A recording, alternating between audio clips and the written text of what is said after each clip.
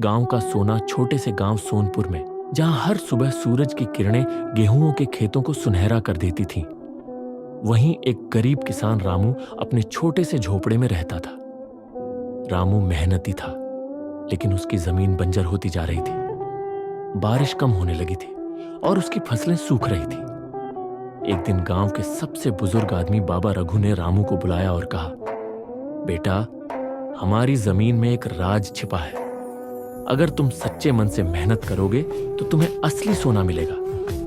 रामू को यह बात समझ नहीं आई, लेकिन उसने बाबा की बात को दिल से लगा लिया। अगले ही दिन उसने कड़ी मेहनत से अपनी जमीन की खुदाई शुरू कर दी। वह सुबह से शाम तक हल चलाता, मिट्टी हटाता और खेत को उपजाऊ बनाने के लिए कोशिश करता रहा।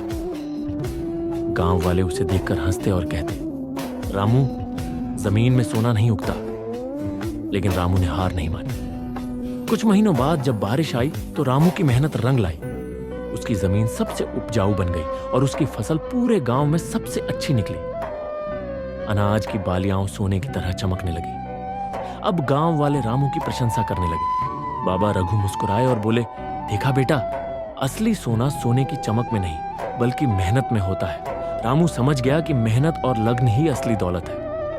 अब सोनपुर का हर किसान कड़ी मेहनत करने लगा और जल्द ही गांव फिर से समृद्ध हो गया। सीख, सच्चा सोना जमीन में नहीं, मेहनत और ईमानदारी में छिपा होता है। समाप्त कैसी लगी कहानी? कोई और गांव की कहानी चाहिए?